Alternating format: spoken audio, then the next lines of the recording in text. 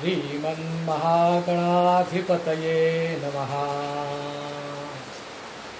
अखण्डमण्डलाकारं व्याप्तं येन चराचरं तत्पदं दर्शितं येन तस्मै श्रीगुरवे नमः। तस्मै श्रीगुरवे नमः। सर्व रसिक प्रेक्षकांना संदीप सिद्धेचा मनापासून नमस्कार।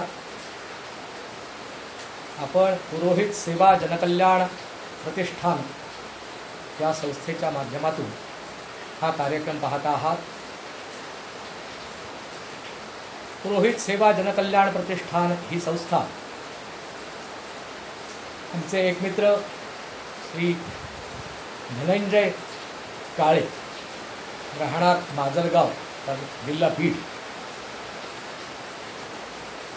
यांनी प्रचंड मोठा दूरदृष्टी डोळ्यासमोर ठेवून, प्रचंड मोठा हेतू डोळ्यासमोर ठेवून अशा प्रकारे स्थापन केली आणि म्हणता म्हणता या संस्थेला आज 2 वर्ष पूर्ण होत आहेत। वटपौर्णिमा या दिवशी त्याची स्थापना, म्हणजे आजच्याच दिवशी त्याची स्थापना झाली होती 2 वर्षापूर्वी, आणि आज 2रं वर्ष त्याचं पूर्ण होत आहे। आणि त्या निमित्ताने संस्थेतील वेगवेगळ्या प्रकारच्या सभासदांना आणि संस्थेशी संबंधित असलेल्या श्रोत्यांना धर्मविषयाचं काही ना काहीतरी अतिशय चांगलं असं ज्ञान प्राप्त व्हावं, धर्मविषयाचं काहीतरी एक चिंतन आपल्याला चांगल्या प्रकारे करता यावं आणि असं त्यांना ते करायला मिळावं, हा हेतू मनात ठेवून आपले श्री धनंजय काळे गुरुजी यांनी काही दिवसांपूर्वी दूरध्वनीवरनं माझ्याशी संपर्क केला आणि म्हणाले, गुरुजी तुम्ही अशा प्रकारचा एक आम्हाला काही कार्यक्रम देऊ शकाल का? मी म्हटलं अवश्य देऊ शकेल। कारण असं आहे की हे जे सेवा प्रतिष्ठान आहे त्याच्या पाठीमागे पुरोहित असं जरी नाव असलं तरी याच्याबद्दलचे गैरसमज कोणी करून घेऊ नये। हे संपूर्ण सनातन वैदिक हिंदू धर्माचं जागरण करणारं, अगदी तळागाळातल्या लोकांपासून ते स्वतःला उच्चभ्रू समजणारे अशा प्रकारच्या सर्व थरातल्या लोकांना धर्माविषयक जागृती निर्माण व्हावी, त्यांच्या मनामध्ये सनातन वैदिक हिंदू धर्माविषयी प्रेम निर्माण व्हावं आणि सनातन वैदिक हिंदू धर्म जो आपला आहे त्याच्यातली तत्व किती महान आहे, किती गहन आहे आणि ती ऋषीमुनींनी कशी अतिशय महत्त्वपूर्ण अशा प्रकारे त्याच्या पाठीमागची भावना वेगवेगळ्या पद्धतीने आपल्यापर्यंत पोहोचवण्याचा जो प्रयत्न केलेला आहे, तो प्रयत्न मधल्या काही काळामध्ये परकीय आक्रमणं आणि थोडंफार काहीतरी परकीय आक्रमणामुळे म्हणा किंवा अन्य काही कारणामुळे धर्माला ग्लानी आल्यामुळे म्हणा, तथाकथित उच्चभ्रू शिक्षण घेतलेले, इंग्रजी शिक्षण घेतलेले वगैरे वगैरे मंडळी यांच्या मनातून हळूहळू त्या विषयाबद्दल, त्या धर्माविषयी जे एक प्रकारची ती आस्था ही कुठेतरी कमी व्हायला लागते आहे की काय, किंवा त्याबद्दलचं सगळंच काहीतरी गौड बंगाल असल्यासारखं त्याच्याबद्दल एक बघितलं जात आहे की काय, किंवा अंधश्रद्धा म्हणून बघितलं जात आहे की काय किंबहुना अशा प्रकारची एक भावना समाज मनामध्ये तयार व्हायला लागलेली लक्षात येताच आपले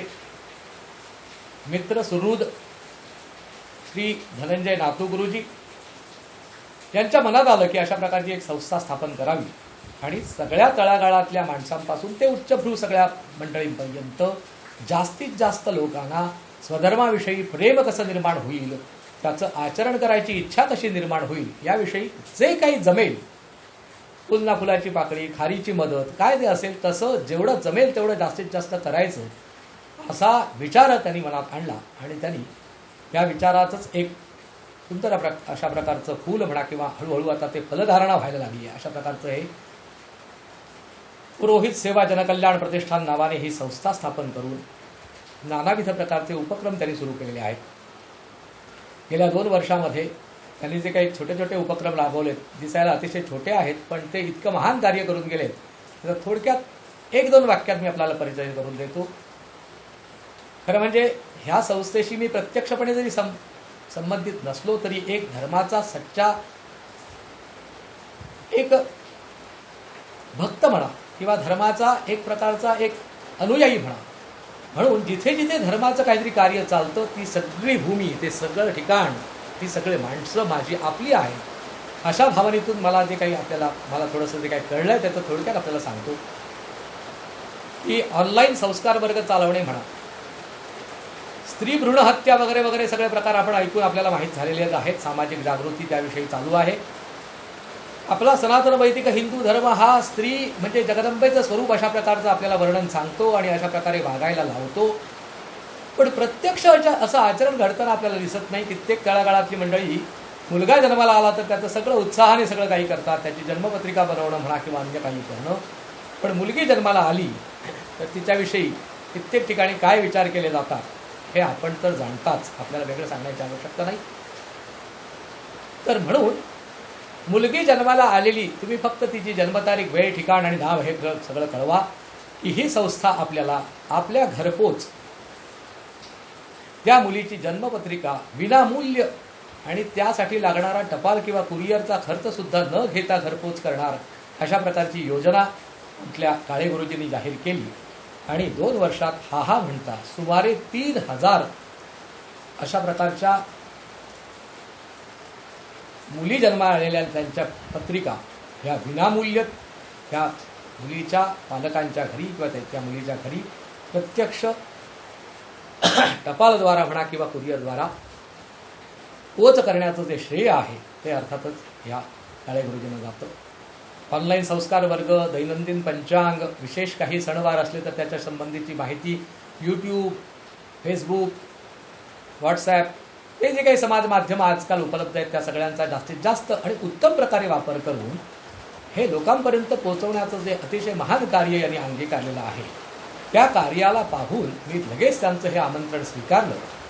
आणि आज आपण पाहता आहात की वटपौर्णिमेच्या दिवशी 2ऱ्या वर्धापनानिमित्त आपण आज एका सर्वसामान्यांच्या मनात लपलेल्या अशा प्रकारच्या विषयाला हात घातलेला आहे. विषय आहे आपल्याकडच्या धार्मिक उपक्रमांमागचं विज्ञान ओळखायचं कसं. आता या मुख्य विषयाकडे आपण येऊया. तत्पूर्वी या प्रतिष्ठानचे आणि अर्थातच त्या निमित्ताने श्री धनंजय काळे गुरुजी यांचे मी शतशः आभार मानतो.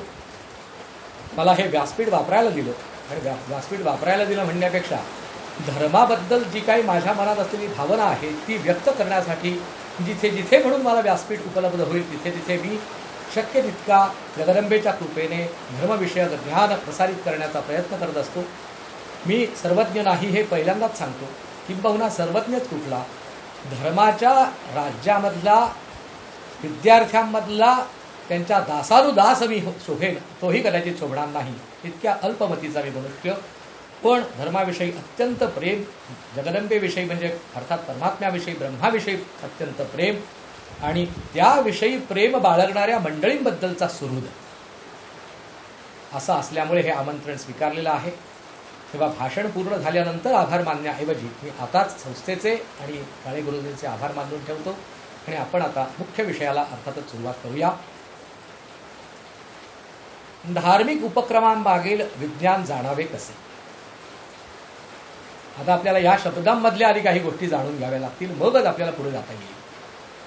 शब्द काय काय आहेत.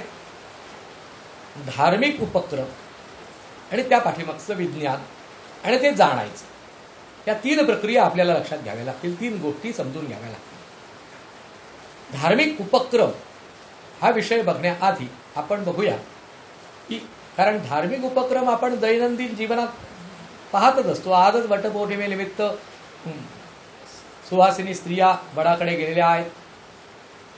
कोरोनाचे वाईट दिवस असूनही स्त्रियांनी जवळपासच्या वडाच्या झाडांना जाऊन पूजन केलेलं आहे आणि वडाला विशिष्ट अशा प्रकारचं सूत गुंडाळलेलं असतं.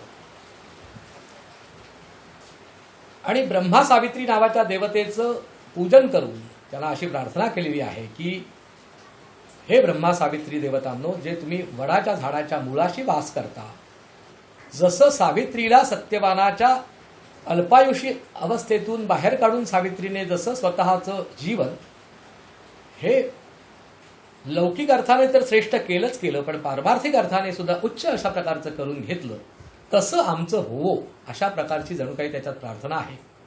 पण आपल्याकडे गैरसमज असा पसरवला जातो की ते सूत असतं ते गुंडाळलं म्हणजे 7 जन्म मला हाच नवरा मिळू दे अशा प्रकारची प्रार्थना केलेली आहे. असा एक अत्यंत मोठा गोड गैरसमज हा सर्वसामान्यांमध्ये पसरलेला आहे. आता समजाला जेव्हा गैरसमज असं स्वरूप असतं ना, तेव्हा ब्रह्मदेवाला तरी ते बदलणं शक्य नसतं.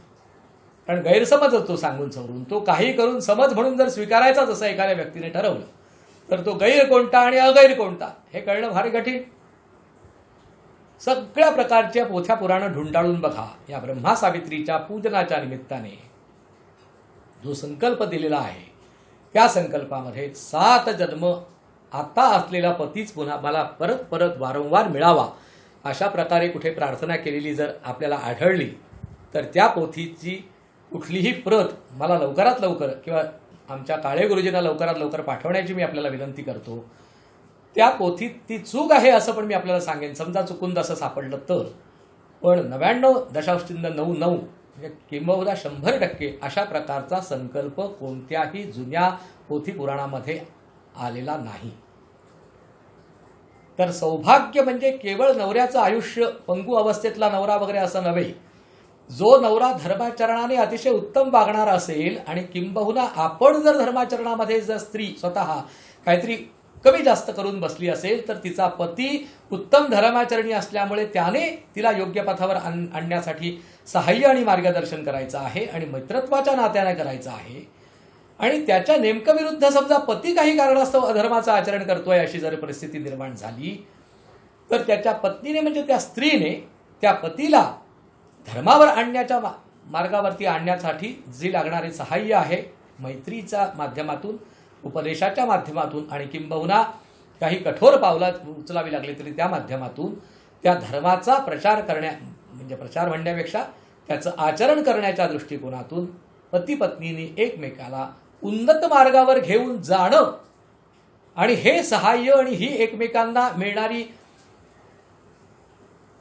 जी प्रेमळ अशा प्रकारची म्हणा किंवा धार्मिक संवादाच्या माध्यमातून अशी मिळणारी जी एक मैत्री आहे, एक साथ आहे, ही साथ न तुटो म्हणजे सौभाग्य. आता केवढी विशाल व्याख्या धर्माला अभिप्रेत आहे सौभाग्याची बघा. खूप लोकांना असं वाटतं नवरा न मरणे म्हणजे सौभाग्य.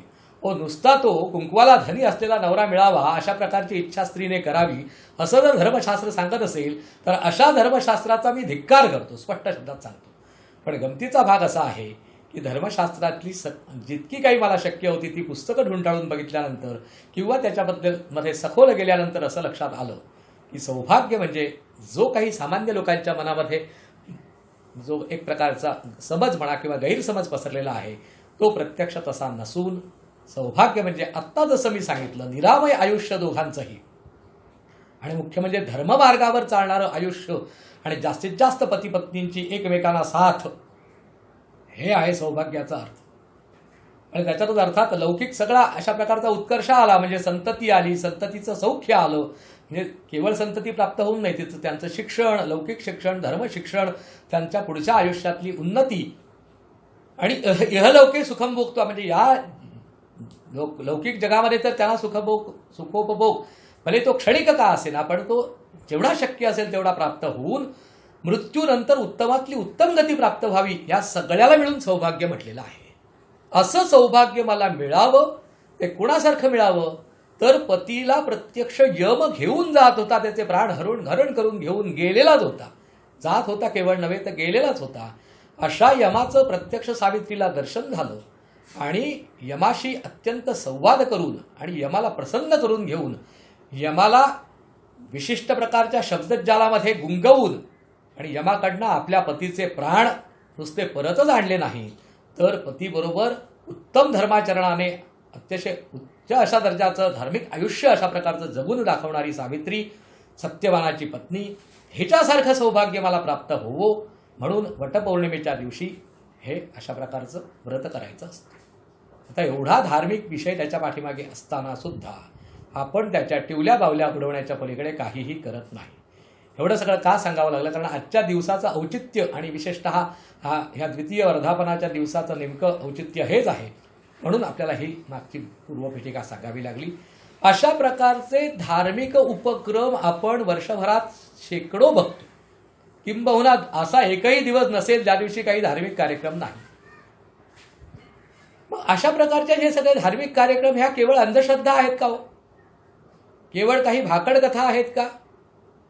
काही विशिष्ट प्रकारच्या समाज धुरीणांनी आपली पतप्रतिष्ठा किंवा आपला मोठेपणा कायम राहावा म्हणून अशा प्रकारचे काहीतरी घालून दिलेले, एक विनाकारण घालून दिलेले अशा प्रकारचे नियम किंवा काही कामधंदा नसल्यामुळे सुरू करून दिलेले उत्सव आहेत का हो हे?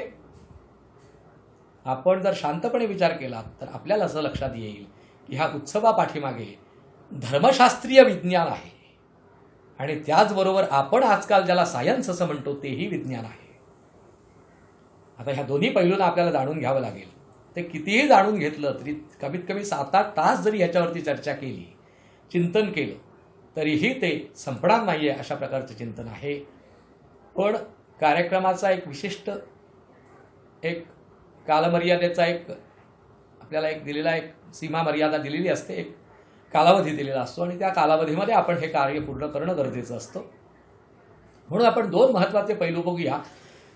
धर्माच्या अर्थाने विज्ञान या शब्दाचा अर्थ काय आणि आधुनिक सायन्सचा विज्ञान जे आपल्याला बरेच बहुतांश श्रोते प्रेक्षक वर्गांना अभिप्रेत आहे त्याचा नेमका अर्थ काय. पहिल्यांदा आपण बघूया लौकिक किंवा आपल्या मनात असलेलं सायन्स किंवा विज्ञान. हे विज्ञान काय आहे?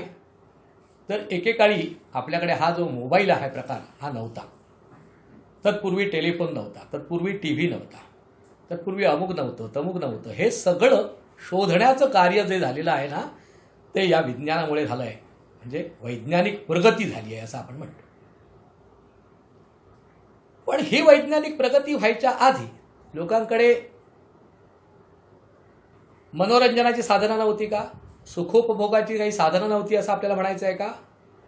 तर नाही. सुखोपभोगाची साधनं वेगळ्या प्रकारची असायची, त्यांची यंत्र वेगळ्या प्रकारची असायची, सगळं काही होतं मानवांकडे. आणि सामान्य माणसाचा आपण विचार करण्यापेक्षा ऋषीमुनींनी कित्येकाने आपण असं किमान ऐकलेलं तरी असेल, आता विश्वास ठेवायचा न ठेवायचा हा वेगळा भाग आहे. 12 वर्ष तपश्चर्या केली, 100 वर्ष तपश्चर्या केली. विश्वामित्रांनी तर 60,000 वर्ष तपश्चर्या केलेल्याचं पुण्य त्या हरिश्चंद्र राजाला एका क्षणात देऊन टाकलं असं आपण ऐकलं असेल. आता हे सगळे शब्दप्रयोग ऐकायला आपल्याला अतिशय कठीण वाटतात. 60,000 वर्ष, तो मनुष्य इथे 60 वर्ष जगणं कठीण आहे आणि आपल्या ह्या काय तुम्ही भाकड कथा ऐकवता असं आपल्याला आपण मला विचाराल किंवा वाचलं असेल तर आपण त्या पुस्तककर्त्याला किंवा पोथीकर्त्याला हा प्रश्न विचाराल. तर सध्या ते सगळं बाजूला ठेवूया. पण समजा असं कल्पना करूया की 12 वर्ष तपश्चर्या केली, तेवढी तर मान्य कराल की नाही? एखादा शास्त्रज्ञ कमीत कमी 10-12 वर्ष संशोधन करून काहीतरी शोध लावतो. अगदी 4 दिवसात शोध लागतो का एखाद्या गोष्टीचा? नाही. म्हणजे 10-12 वर्ष त्या ऋषीमुनींनी, असे असंख्य ऋषीमुनींनी तपश्चर्या केली, शोध लावण्याचा प्रयत्न केला, तर त्यांना काही विज्ञानाचे शोधच लागले नाहीत असं तुम्हाला म्हणायचं आहे का? आजकाल ज्याला आपण विज्ञान म्हणतो त्याचे शोध त्यांना लागलेलेच नाहीत. असं जर असेल तर विमान पहिल्यांदा तयार करायचं जे काही प्रक्रिया आहे ती वेदामध्ये सांगितलेल्याप्रमाणे गिरगावच्या चौपाटीवरती पहिल्यांदा विमान बनवलं गेलं. गुगलमध्ये सर्च करा, आपल्याला सापडेल. सुश्रुतांपासून चवनमुनींपासून आपल्याला आयुर्वेदामधले सगळे जुने ऋषी काढून बघा, आपल्या असं लक्षात येईल प्लॅस्टिक सर्जरी पहिल्यांदा, सगळ्यात शस्त्रक्रिया, दंत शस्त्रक्रिया, त्याच्यानंतर हाडांची शस्त्रक्रिया, मेंदूच्या आतली शस्त्रक्रिया. मेंदू म्हणजे स्कल, म्हणजे त्याला कवटी आपण उघडून त्याच्या आत मेंदूला जरा जरी अगदी सूक्ष्म जरी धक्का लागला तरी ताबडतोब त्या व्यक्तीला अर्धांगवायूचा झटका म्हणजे स्ट्रोक किंवा पॅरालिसिसचा अटॅक येतो. आपल्याला सर्वांना माहीत असेल. मग इतकं गुंतागुंतीचं आजकालची सूक्ष्मदर्शिद्र काय ते अमुक स्कोपी तमुक स्कोपी ही सगळी यंत्रणा लावायच्या आधी मेंदूच्या किंवा त्या कवटीला उघडून आतल्या अवयवांच्या संदर्भातलं शस्त्रक्रिया करण्याची प्रक्रिया ही आपल्या आयुर्वेद शास्त्रामध्ये अनंत काळापासून म्हणजे कितीतरी पुरातन काळापासून विद्यमान आहे.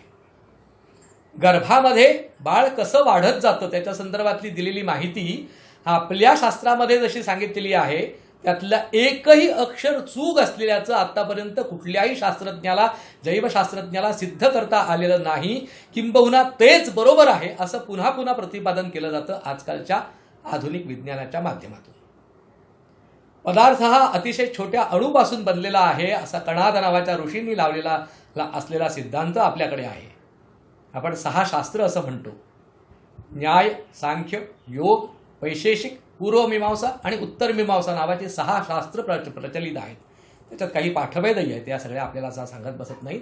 त्यातलं वैशेषिक नावाचं जे शास्त्र आहे ते वैशेषिक नावाचं शास्त्र आणि आजकालचं आधुनिक सायन्स किंवा विज्ञान, आधुनिक विज्ञान, कारण विज्ञान हा शब्द परत धर्माच्या सुद्धा अर्थात सांगितलेला आहे. ज्ञानविज्ञान, श्रीमद भगवद्गीतेच्या 7व्या अध्यायामध्ये या ज्ञानविज्ञान नावाच्या जोडीचं असं कथन भगवान श्री कृष्ण परमात्मा हे आपले सखे, आपला सखा असलेल्या श्री अर्जुनाला सांगतात. तर महत्वाचा भाग यातला असा की ते जे कणाद नावाच्या ऋषींनी अणूपासून अशा प्रकारचे सगळे पदार्थ बनलेले असतात असा सिद्धांत मांडलाय, तो कित्येक वर्ष आधी मांडलाय. मग आता काहीतरी अमुक तमुकने अणूचा शोध लावला, मग तमुक तमुकने अमुक अमुक असं लावलेलं आहे वगैरे वगैरे. आपल्याला एक माहीत असेल की आपण म्हणतो परमात्मा किंवा ब्रह्म किंवा भगवंत हा एकाच वेळी अत्यंत न्यायी आहे आणि त्याच वेळी तो दयाळू सुद्धा आहे. एखादा मनुष्य न्यायी पण असतो आणि दयाळू पण असतो असं एकत्र आपल्याला मनासमोर आणून बघूया. असं करता येणं शक्य आहे का? स्वामी विवेकानंद भारत भ्रमण करत असताना बेळगावमध्ये एका व्यक्तीने त्यांना हा प्रश्न विचारला. तो मनुष्य अर्थातच आजकालचा आधुनिक सायन्स वाचलेला मनुष्य होता आणि त्याने स्वामीजींना असा प्रश्न विचारला की स्वामीजी, तुमचा धर्म सांगतो, म्हणजे त्यावेळी त्यांचा आपल्या धर्मावरती एवढा विश्वास नव्हता म्हणून त्यांनी असं विचारलं, तुमचा धर्म सांगतो की भगवंत हा न्यायी आहे आणि त्याचबरोबर तो अत्यंत दयाळू आहे, हे दोन्ही एकाच वेळी कसं शक्य आहे? तुम्ही काहीतरी एक गोष्टीची थाप मारता असं नक्की आहे. तर स्वामीजी पुढे म्हणाले, तुम्हाला म्हणाले बऱ्यापैकी सायन्स वाचलेलं दिसतंय तुम्ही. म्हणाले केमिस्ट्री किंवा फिजिक्समध्ये आपण एक बघितलं असेल की जड पदार्थामध्ये, म्हणजे हे कुठले आपण जे सामान्य पदार्थ म्हणतो त्या पदार्थाच्या अणूमध्ये 2 प्रकारच्या शक्ती एकाच वेळी वास करतात. एक असते ती सेंट्रीफ्युगल आणि एक असते ती सेंटीपेटल. म्हणजे अणू मुख्य केंद्रकापासून बाह्य अंगाकडे जाणारी, प्रसृत होणारी एक प्रकारची काहीतरी ऊर्जा असते आणि त्याचबरोबर केंद्रकाकडे आकर्षित करणारी अशा प्रकारची सुद्धा ऊर्जा असते. केंद्रकाकडे आकर्षित करणाऱ्या ऊर्जेला आपण काय म्हणतो? गुरुत्वाकर्षण असं प्रकारचं नाव देतो. आणि केंद्रकापासून दूर ठेवणारी जी असते त्याला आपण अजून नाव दिलंय की नाही मला माहित नाही, पण ते जर आपल्याला कळत नसेल तर आपल्याला सांगण्याचा प्रयत्न करतो. Hydrogen, helium, lithium, beryllium, boron. काही काही लोकांना शब्द जड जातील, रसायनशास्त्रातले, केमिस्ट्रीतले किंवा काही बाबतीत फिजिक्समधले सुद्धा हे शब्दप्रयोग आहेत. हायड्रोजन नावाचा जो आपल्याकडे वायू असतो त्याचं मूल स्वरूप जे आहे, मूलतत्व जे आहे ते काय आहे? तर त्याच्यामध्ये 1 प्रोटॉन, 1 न्यूट्रॉन आणि 1 इलेक्ट्रॉन. इलेक्ट्रॉन हा काय आहे? ऋणध्रुवाने युक्त असलेला किंवा त्याच्यामध्ये निगेटिव्ह फोर्स आहे. प्रोटॉन हा कसा आहे? पॉझिटिव्ह फोर्सने युक्त आहे. तर या पॉझिटिव्ह फोर्सने युक्त असलेल्या प्रोटॉनची जेवढी पॉझिटिव्ह एनर्जी आहे, होकारात्मक शक्ती आहे, तेवढीच शक्ती त्या इलेक्ट्रॉनची सुद्धा निगेटिव्हची आहे, नकारात्मक आहे. मग 2 जर विरुद्ध विजातीय अशा प्रकारचे जर समान अशा प्रकारचे जर शक्ती प्रवाह असतील तर त्यांच्यात काय व्हायला पाहिजे? आकर्षण व्हायला पाहिजे. म्हणजे तो इलेक्ट्रॉन येऊन त्या प्रोटॉनशी एकरूप व्हायला पाहिजे आणि त्यांच्यामध्ये असलेल्या ज्या काही धन आणि ऋण किंवा पॉझिटिव्ह निगेटिव्ह ज्या शक्ती आहेत त्या एकावेळी न्यूट्रलाइज व्हायला पाहिजे, म्हणजे नष्ट पावायला पाहिजेत, शून्य होऊन जायला पाहिजेत समान असल्यामुळे. पण प्रत्यक्षात असं होताना दिसतं का आपल्याला? प्रत्यक्षात असं होत नाही. तो इलेक्ट्रॉन आयुष्यभर त्या प्रोटॉन भोवती फिरत राहतो आणि त्यांच्यासोबत एक न्यूट्रॉन म्हणून नुसताच काही त्याच्यावरती ऋण किंवा धन अशा प्रकारचा भार नाही, तो शांतपणे पहुडलेला असतो. असं का? या प्रश्नाचं उत्तर आजपर्यंत कुठलाही विज्ञान देऊ शकलेलं नाही. म्हणजेच समान असलेलं होकारात्मक म्हणजे पॉझिटिव्ह म्हणूया आपण, म्हणजे की प्रोटॉनवरती असलेलं ते तो जो प्रवाह आहे, धनप्रवाह, आणि इलेक्ट्रॉनवरती असलेला ऋण प्रवाह समान दर्जाचे असून सुद्धा ते एकत्र येत नाहीत, तर इलेक्ट्रॉन हा त्या प्रोटॉन भोवती ठराविक कक्षेमधून सतत फिरत राहतो. म्हणजे एका बाजूला आत खेचण्याची पण क्षमता आहे आणि त्याच वेळी त्यापासून दूर ठेवण्याची क्षमता आहे. अशा अणूमध्ये आकर्षण आणि प्रतिकर्षणाच्या दोन्ही ऊर्जा एकाच वेळी विद्यमान जर समजा स्थूल पदार्थात असतील, तर मग भगवंतामध्ये न्यायनिष्ठुर अशा प्रकारची भूमिका आणि त्याच वेळी अत्यंत कोमल हृदयी वात्सल्यवान किंवा काय आपण म्हणाल त्या सर्व प्रकारच्या अशा प्रकारची दया, असा प्रकारचा दयाळू असा परमेश्वर असू शकणार नाही, अशी आपण कल्पना कशी काय करता बरं? हे सगळं सांगण्यामागचं रहस्य असं आहे की ते वैशेषिक नावाचं जे शास्त्र आहे त्या शास्त्रामध्ये आपण ज्याला आज विज्ञान म्हणतोय त्या विज्ञानाचा अभ्यास केलेला आहे आपल्या धर्मशास्त्रामध्ये, अतिशय सखोल अशा प्रकारचा केलेला आहे. मग तुम्ही म्हणाल मग त्या शास्त्राचा वापर का नाही केला, ह्या सगळ्या अंधश्रद्धा का पसरवल्या, असा आपल्याला मनात प्रश्न येण्याची शक्यता आहे. अंधश्रद्धा वगैरे काही पसरवलेलं नाही. आपण मुद्दाम ज्यांना शक्य असेल त्यांनी, विशेषतः जे स्वतःला विज्ञानवादी म्हणतात ना, त्यांनी मुद्दाम जाऊन काहीतरी एखाद्या मानसोपचार तज्ज्ञाला जाऊन चर्चा करण्यासाठी भेटा. तुमच्यात काही वैगुण्य आहे म्हणून भेटायला जाऊ नका. तर मानसोपचार तज्ज्ञ कसे लोकांवरती उपचार करतात किंवा मानसोपचार नेमका काय प्रकार आहे, ह्याचा सगळा मुद्दाम एक गांभीर्याने एक छोटासा अभ्यास करण्याचा प्रयत्न करा. मग आपल्या लक्षात येईल की आधुनिक विज्ञान हे अक्षरशः संपूर्ण ज्ञानाच्या अक्षरशः एका छोट्या भागाचा अभ्यास करतं, अतिशय अल्प अशा भागाचाच अभ्यास करतं. काय तो अल्प भाग आहे, तर कार्यकारण भाव जाणण्याचा प्रयत्न करणे. कार्यकारण भाव म्हणजे काय, हे कशामुळे झालं, हायड्रोजनचे 2 अणू आणि ऑक्सिजनचा 1 अणू एकत्र आला आणि पाणी बनलं, असं आपल्याला सांगितलं गेलं. आपण आनंदी अत्यंत. पण ते हायड्रोजनचे 2 अणू आणि ऑक्सिजनचा 1 अणू एकत्र येतात कसे बरं? कुठली तरी शक्ती त्याला अशा प्रकारे एकत्र घेऊन येते. मगाशी सांगितलं तो इलेक्ट्रॉन प्रोटॉन भोवती फिरत राहतो. कुठली तरी शक्ती त्याला हे करायला लावतं. त्या शक्तीचंच नाव आहे आमच्या अध्यात्मामध्ये माया.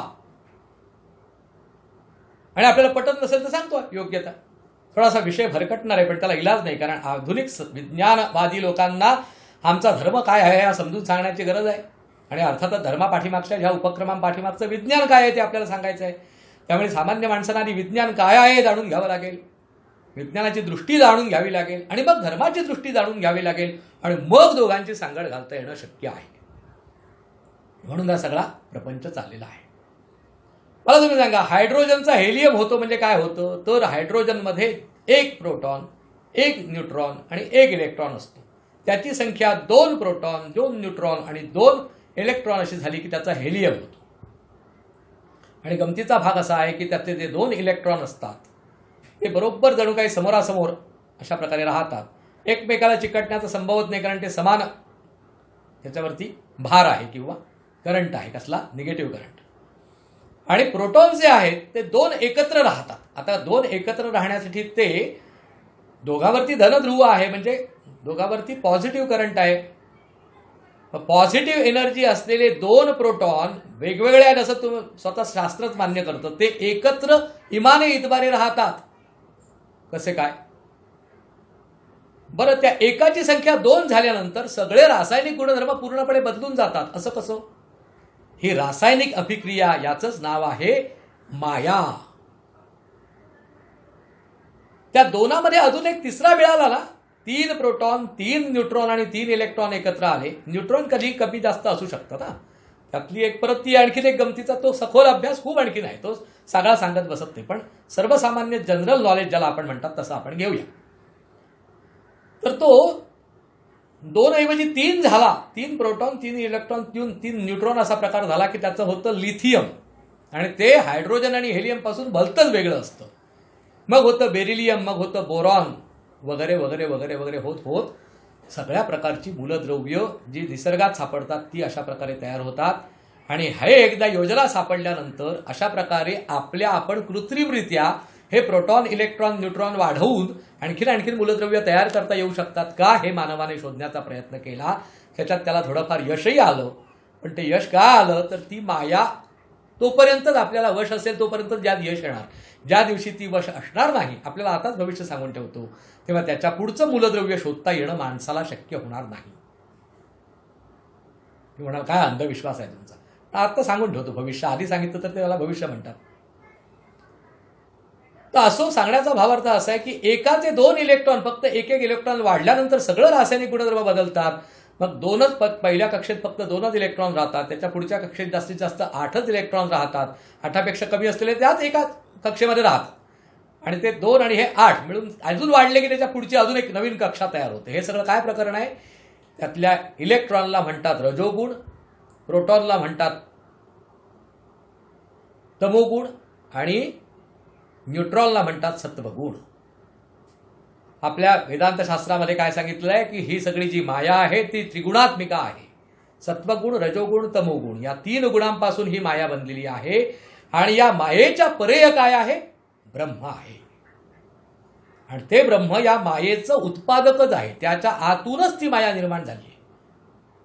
आद्यशंकराचार्य अद्वैत वेदांत सांगताना असं सांगतात, जणू काही एखाद्या कोळ्याने आपल्याच पोटातून धागा काढावा, कोळ्याचं जाळं विणावं, आणि जर त्याला असं वाटलं की या ठिकाणी जाळं विणणं धोकादायक आहे, तर एका ठराविक वेळेपर्यंत, तो ओलसर धागा असेपर्यंत तो कोळी पुन्हा तो सगळा धागा आपल्या पोटामध्ये पुन्हा घेऊन टाकू शकतो आणि नवीन ठिकाणी पुन्हा ते जाळं उभारू शकतो.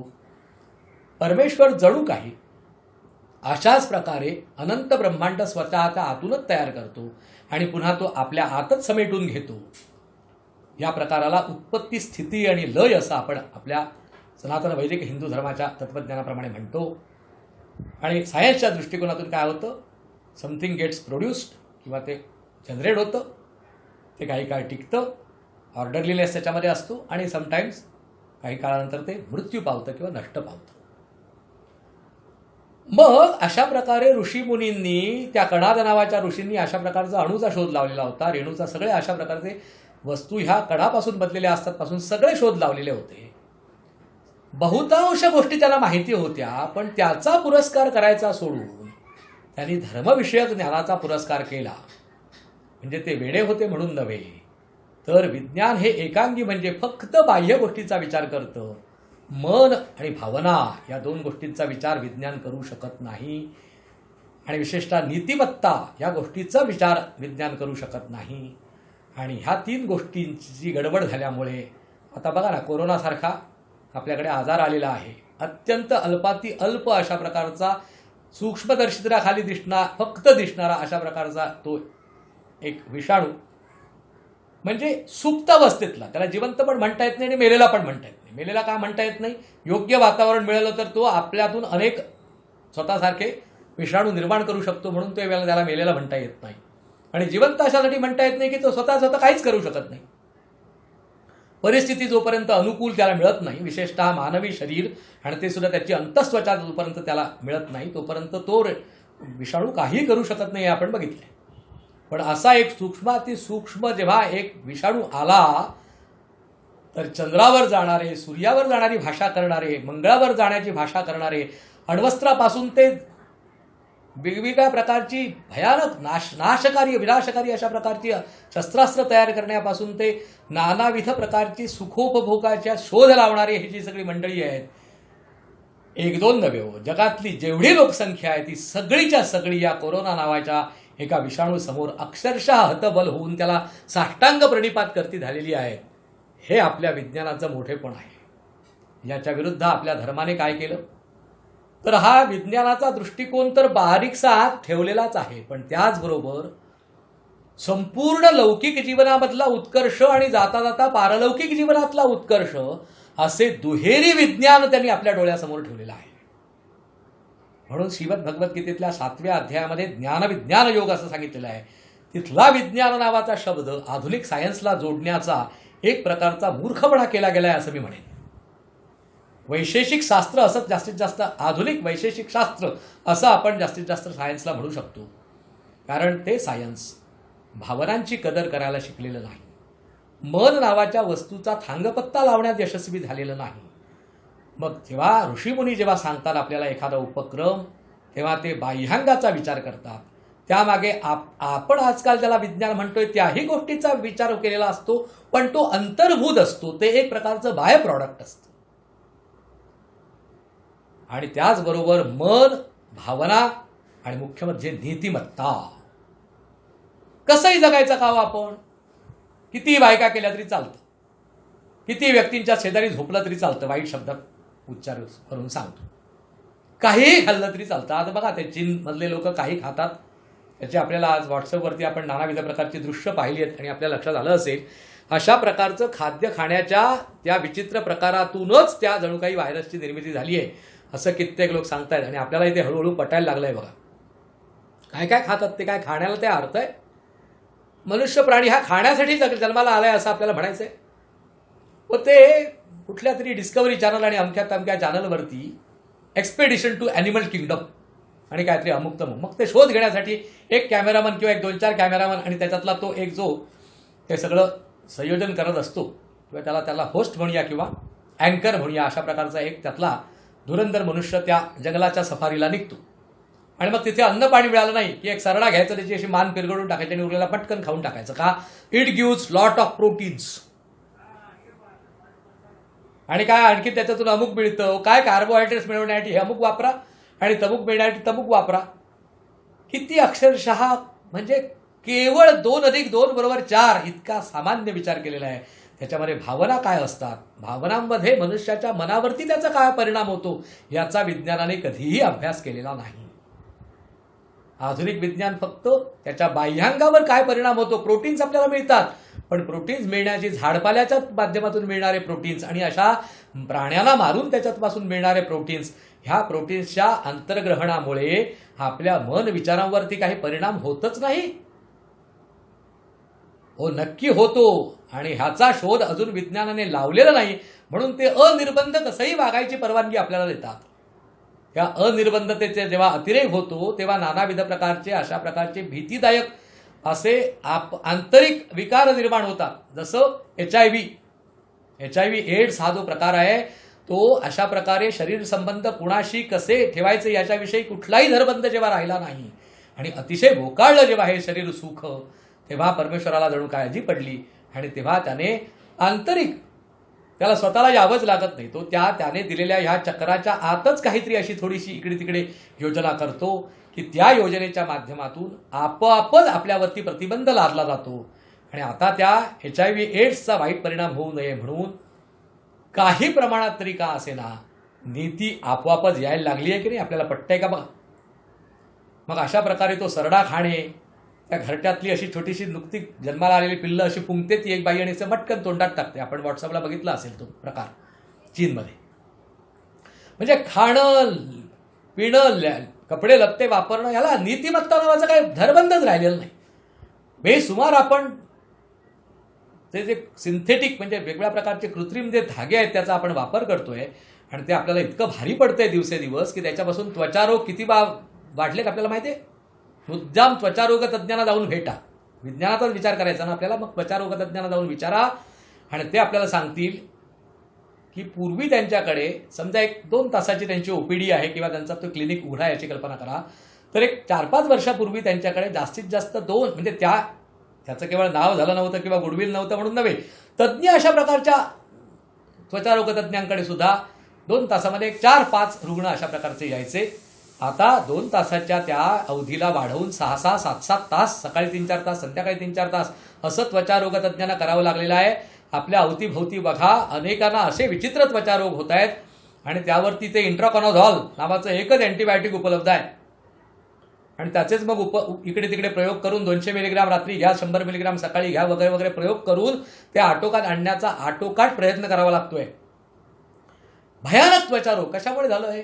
सिंथेटिकमुळे. प्लॅस्टिक आलं, पॉलिथिन आलं, त्याचे काय आता डोंगरच्या डोंगर ढीग तयार झालेले आहेत. म्हणजे हा सगळ्याचा विचार करताना विज्ञानाने काय केलं, एकांगीच फक्त विचार केला की कसं भोग सुख जास्तीत जास्त प्राप्त होईल.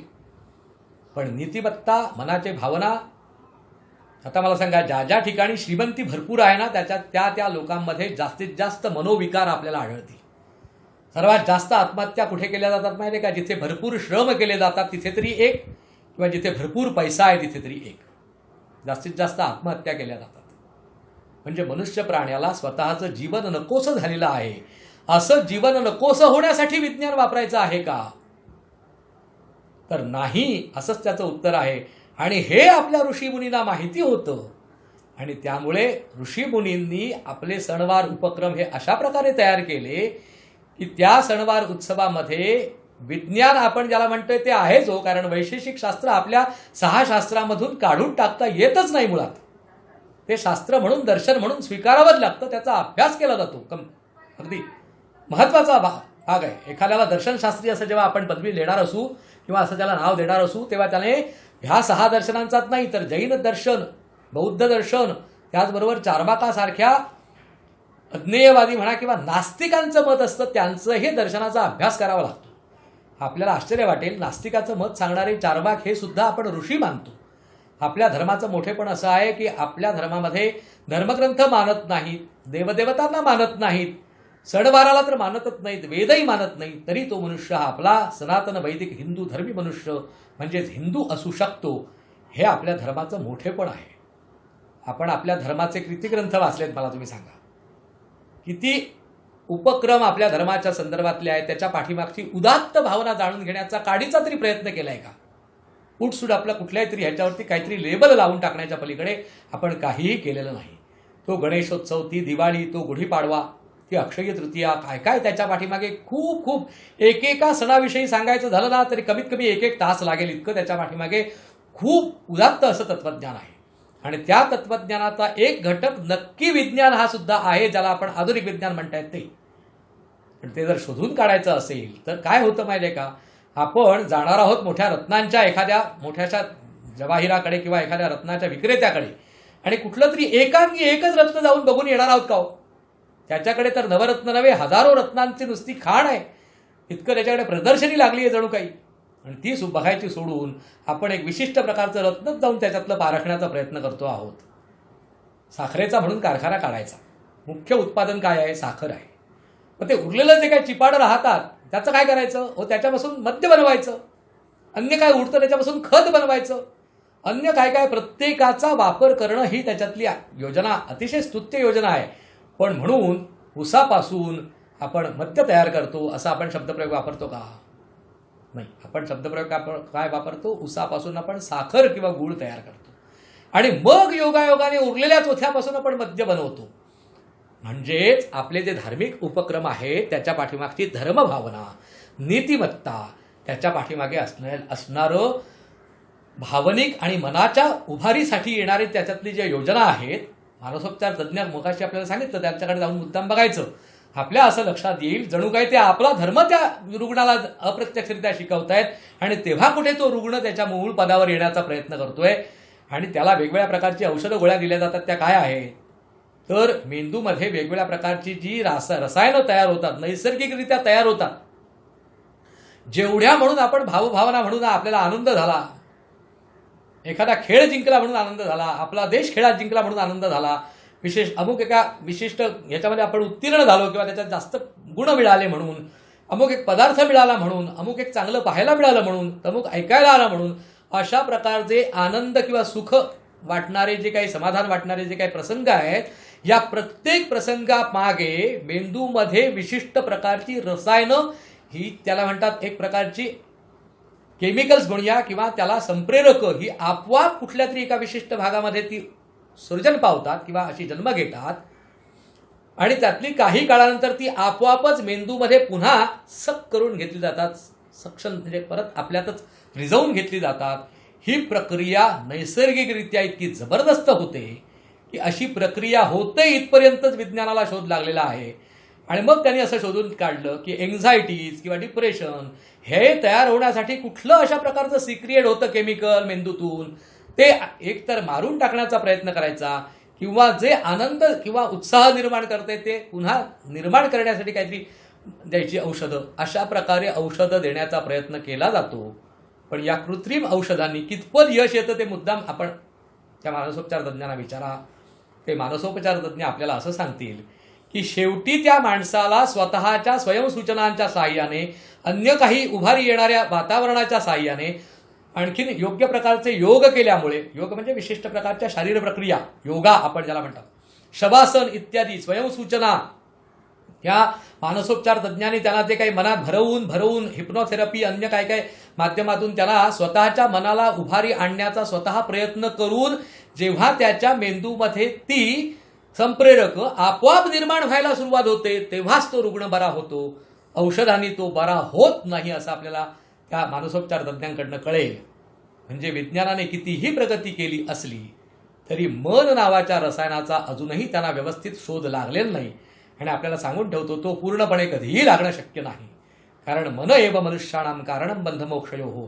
मन हेच सगळ्या बऱ्या वाईटाचं मूळ आहे. आणि त्यामुळे त्या मनाला कसं वळवावं हेच आपल्याला शिकवण्याचा प्रयत्न मुख्यत्वे करून ऋषीमुनीने केला. आणि ते करत असताना ती केमिकल्स त्यांना लक्षात घ्यायची आहे, तुम्ही असं समजू नका. आणि त्यामुळे ती केमिकल्स त्याला कसं काही आपोआपच त्याला मदत होईल ह्याची योजना पण त्यांनी केलेली आहे. आणि ती सगळी योजना बघता येणं शक्य आहे, पण ते बाय प्रॉडक्ट आहे.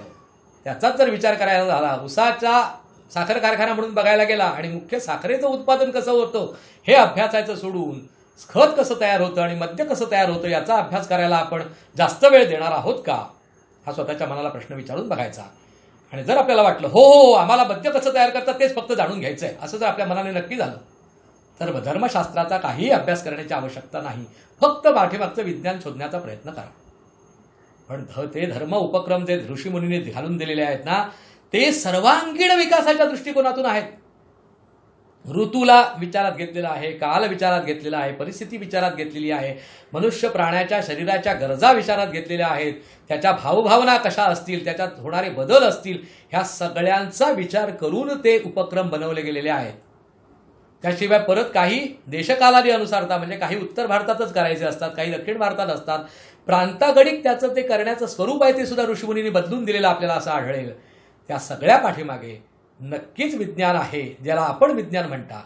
पण त्याच्या पाठीमागचं जे विज्ञान असं जे आहे ते विज्ञान भगवद्गीतेच्या 7व्या अध्यायात सांगितलेलं विशेष अशा प्रकारचं ज्ञान म्हणजे ते विषय मनुष्याला जास्तीत जास्त उभारी आणण्यासाठी जास्तीत जास्त अशा प्रकारचं स्वतःच्या मनाचं मन प्राण भावना ह्यांना उच्चतर अवस्थेमध्ये घेऊन जाण्याचं आणि सर्वांगीण त्याचा विकास, आध्यात्मिक विकास, धार्मिक विकास, नैतिक विकास असा सगळ्या दृष्टिकोनासमोर ठेवून अशा प्रकारचे उपक्रम त्यांनी आपल्याला घालून दिलेले आहेत. मग साधारणपणे मकर संक्रांतीच्या वेळी तिळाचा वापर करायचा, कारण बघा हिवाळा असतो त्याच्यात आपोआपच हे सगळं दुय्यम आहे खरं म्हणजे. पण तिळाचाच वापर का आणि शेंगदाण्याचा का नाही? तेलाचीच गरज आहे ना, उष्णतेचीच गरज आहे ना. म्हणजे तसं नाहीये तर ते केवळ त्या विज्ञान त्याच्या पाठीमागे नाहीये, तर त्याच्या पाठीमागे विज्ञानाबरोबर आता सांगितलं तसं नीतिमत्ता, धर्म, आध्यात्मिक प्रगती इत्यादी सगळं त्याच्या पाठीमागचं आहे. आणि आपण मात्र काय करतो, ते सगळं अंधश्रद्धा आहे. आणि मग त्यातल्याला जरा आस्तिक असतात ते काय म्हणतात, नाही त्याच्या मागे विज्ञान आहे. नुसतं विज्ञान आहे असं बोंबलत बसण्यात काहीही अर्थ नाहीये. त्या विज्ञानाबरोबर असलेली नीतिमत्ता आणि त्याच्या पाठीमागे असलेली उत्तम धर्मभावना लक्षात घेणं. आणि आपल्याला आश्चर्य वाटेल, पाश्चिमात्य लोक या आपल्या उपक्रमामध्ये असलेली धर्मभावना शोधत आहेत, सगळे पुढारलेले देश शोधत आहेत. आणि आपण मात्र आपल्या धर्मातल्या किती पोथ्यांचा, किती पुराणांचा, किती गोष्टींचा काय अभ्यास केलाय मला तुम्ही सांगा धर्म या दृष्टिकोनातून. जर आपण कित्येकानी आपल्यातल्या भगवद्गीता काळिका गोरी बघितलेली सुद्धा नसेल, कित्येकानी उपनिषद किती आहेत ती त्यांना माहिती नसेल. मध्यंतरी व्हॉट्सअपवरती माईक घेऊन काही माणसं असं शूर्पणखा कोण होती, लक्ष्मण रामाचा कोण लागतो, अमुक तमुक अशा प्रकारचे प्रश्न विचारताना बघितलं होतं. आपल्याला आश्चर्य वाटेल, भारतातली ही माणसं यांच्या रक्तात धर्म आहे असं सांगितलं जातं. त्यातल्या कित्येकांना साधे साधे प्रश्न सांगता येत नाहीत. सीता म्हणजे कोण होती, कौस आणि दुर्योधन यांचं नातं काय, तर त्यांनी भाऊ म्हणून सांगितलं. काय संबंध काय, कौस कुठे, दुर्योधन कुठे. मुद्दाम काही लोकांनी रावण आणि कौस वगैरे असे विचारले. म्हणजे त्रेतायुगातली एक कथा. इतका आपला धर्माचा दारुण अभ्यास आहे, दारुण पराभव करणारा अभ्यास. आणि असं असून सुद्धा आपण मात्र ते सगळं अंधश्रद्धा, सगळं तुमचं काय ते बोगस आणि ते काय आधुनिक विज्ञान सांगतं ते असं. त्या विज्ञानाचा स्वतः बारकाईने अभ्यास करून बघा, मग आपल्या लक्षात येईल विज्ञानाने फक्त भोगवाद आपल्याला दिला आणि काहीही सांगितलं नाही.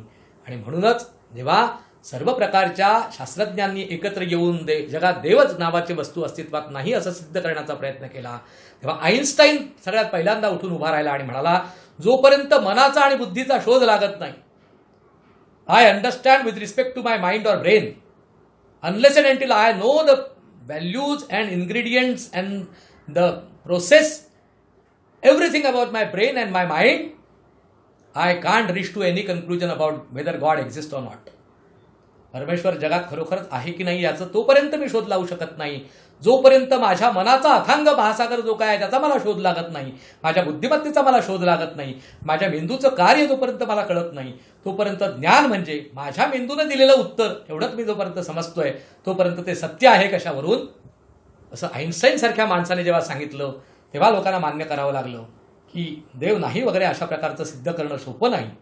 कदाचित एक वेळ आपल्याला देव आहे हे सिद्ध करणं कदाचित जमणार नसेल, पण ते सिद्ध करायची गरजच नाहीये, कारण देव हा कुठल्याही प्रकारच्या निवडणुकीला उभा राहिलेला नाही. असो, आपल्या ऋषीमुनींनी आपल्यासाठी अनंत ठेवा ठेवलेला आहे, तो आपण ठेवा योग्य पद्धतीने वापरू. आणि हे जे पुरोहित सेवा जनकल्याण प्रतिष्ठान नावाची संस्था किंवा अशा असंख्य प्रकारच्या संस्था आहेत जे धर्मजागरण करण्याचा प्रयत्न करतायत, या प्रकारच्या संस्थांना आपण नाही अनुदान देता नाही आलं तरी चालेल, काही आर्थिक सहाय्य करता नाही आलं तरी चालेल, पण यांच्या कार्याला मनातून तरी कमीत कमी पाठिंबा व्यक्त करूया. किमान आयुष्यात एकदा तरी श्रीमद भगवद्गीतेसारखा एखादा ग्रंथ जरा तरी अभ्यासीन असं मनात ठरवूया आणि मगच विज्ञानवादी असलेल्याचा मोठेपणा मिळवायचा. व आयुष्यात धर्माचं एकही पुस्तक वाचलेलं नाही, त्याच्याबद्दल काडीचाही अभ्यास केलेला नाही आणि आपल्याला असा कोणी अधिकार दिला की विज्ञानच श्रेष्ठ आणि धर्म खोटा असं सांगण्याचा. हा सगळा शांतपणे विचार करून पाहण्याचा विषय आहे. बरंच काही मला धर्म आणि त्याच्यातल्या उपक्रमामागच्या विज्ञानाविषयी सांगायचं होतं, पण थोडंसं आपल्याला जागं करण्याचा फक्त प्रयत्न करण्यात मी यशस्वी झालोय. ही संस्था जोपर्यंत कार्य करेल तोपर्यंत कदाचित हळूहळू एक एक पैलू दरवर्षी हळूहळू उकलत जातील अशी एक भावना मला वाटते.